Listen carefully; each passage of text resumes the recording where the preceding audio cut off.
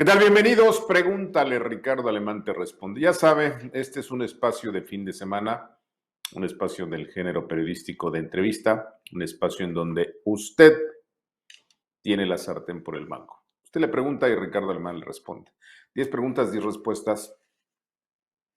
Hoy están buenísimas todas. Ya tiene usted ahí la primera en su pantalla. Es rudo. Que alguien me explique por qué ANLO habla como alcoholizado. Como alcoholizado, dice. Mire, la verdad es que es un ser humano que tiene serios problemas de salud, especialmente de salud mental.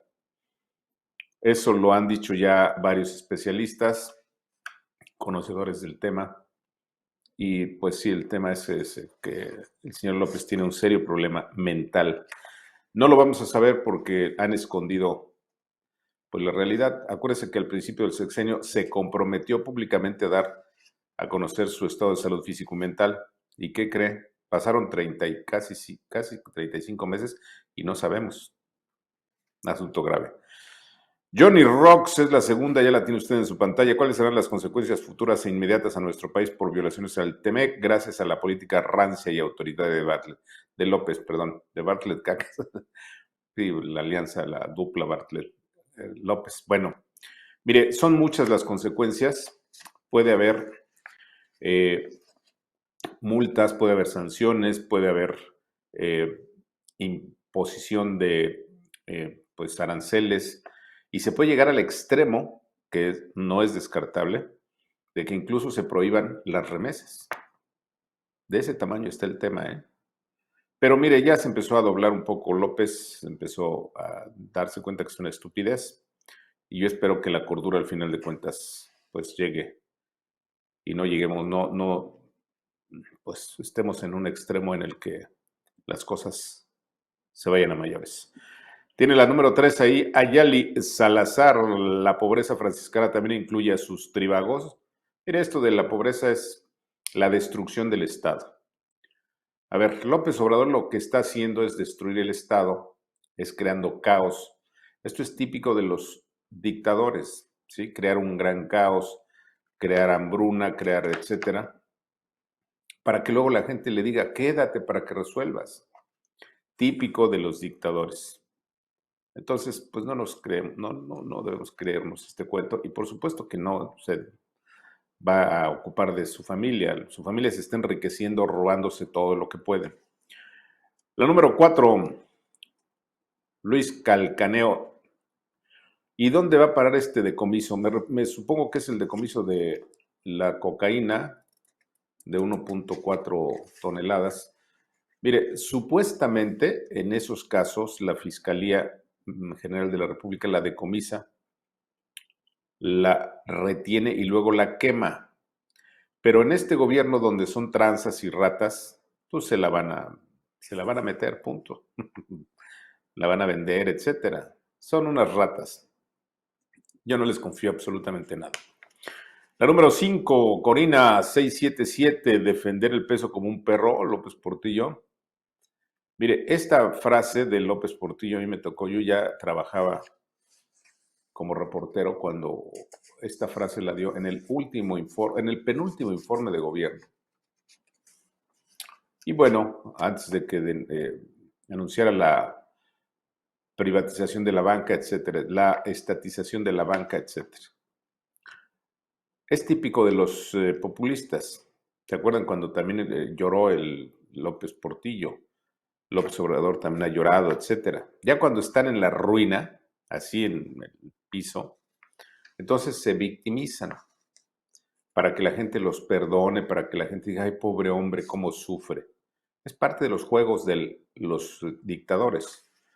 Hay por ahí imágenes, por ejemplo, de Omar Gaddafi, el dictador libio, cuando lo detuvieron en escondido en una alcantarilla. Le hicieron cosas muy feas, la gente que lo detuvo, la gente del pueblo. Y oraba y pedía y les imploraba y lloraba diciendo que él había sido bueno, etcétera, ¿no? Entonces es típico también de los dictadores. La número 6, Fender Stratocar Telecasters. esa autoridad adicional incluye al austeridad incluye al bodoque del bienestar. No, ya lo decíamos en otra de las preguntas, por supuesto que esta es una gran patraña, ¿no? Este asunto de la austeridad, pues es austeridad para los jodidos, para los servicios. Mire, el tema de la austeridad le pega a la salud, le pega pues a la educación, le pega al combate al crimen, le pega al combate a la violencia, le pega a la impartición de justicia, le pega a las medicinas, etcétera. Ese es el gran problema. Y los demás del gobierno están listos para robar. Ese es a lo que vinieron, a robar. Y nadie los va a parar. Ese es otro de los asuntos graves. Juan Romero, los paleros son periodistas. Calígula nombró a su caballo cónsul y el pejesaurio a sus sobrinos como periodistas. Sí, no, mire, ninguno de estos es periodista. Mire, en el periodismo hay una gran cantidad de farsantes, muchos, muchos. Y entonces, pues mucha gente se la come y se la traga y pues ahí están. Incluso de los santones, esos que dicen que son intelectuales, esos tipos nunca han pasado por una redacción de un periódico, nunca han redactado una nota, etcétera. Entonces, gran parte de la gente son farsantes. Por eso, no tienen principios. Vámonos con la número 8, Mónica Bimord. Él juró defender y cuidar la Constitución, ¿o no es así? Qué cínico. Efectivamente, acuérdese que en la toma de posesión de todo presidente en México, con la diestra en alto, les preguntan, ¿jura respetar y hacer respetar la Constitución y las leyes que de ella emanan? Y el presidente electo en ese momento, que en ese momento se convierte en el presidente constitucional, debe decir, juro respetar la Constitución y las leyes que de ella emanan. Pero a mí me parece que otra vez la pregunta es, pues, como muy sin sentido, ¿no? O sea, es una gran pregunta, pero en el fondo ya sabemos quién es, ya sabíamos quiénes son. Eso es lo que a mí me extraña que pues recurramos a estas preguntas cuando ya sabíamos. Todos sabíamos quién era López, todos sabíamos que era una tranza, un tranza, etcétera, etcétera. La número 9, Graciela Cruz Paz. ¿Cree que si se quede por décadas vamos a permitir que instale su dictadura? Otra vez, Graciela, lo que les he dicho ya muchas veces aquí es mi convicción, eso es lo que yo pienso. El tema de los periodistas no es que sea un acto de fe, el acto periodístico, el trabajo periodístico.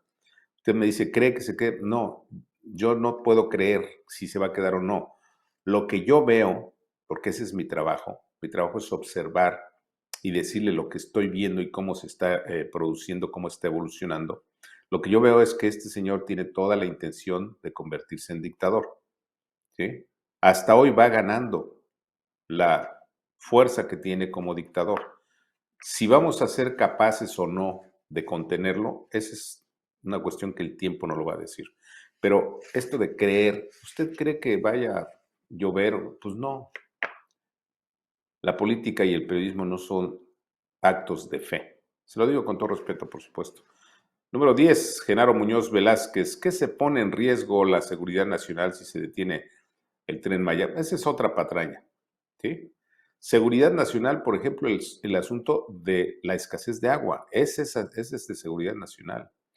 Un tema de seguridad nacional, por ejemplo, pues el crecimiento incontenible de la violencia y el crimen. Un tema de seguridad nacional, pues los asaltos y los robos, etcétera. Estos son los asuntos de seguridad nacional. Lo que quiere hacer López es su santa voluntad y viola la Constitución, decreta, por ejemplo, decretó el fin de semana o apenas el pasado viernes, por decreto, firmó un decreto para que tenga agua Monterrey. O sea, por decreto no va a llegar el agua, no va a llover, no van a llegar las nubes, las presas no se van a llenar. Ese es un serio problema. Los decretos no hacen milagros. Los decretos son la herramienta preferida de los populistas. Bueno, ahí están 10 preguntas y respuestas. Pregúntale a Ricardo Alemán, te responde. Ya sabe, este es un espacio de fin de semana un espacio del género periodístico de entrevista, un espacio en donde usted tiene la sartén por el mango. Nos vemos la próxima. Adiós.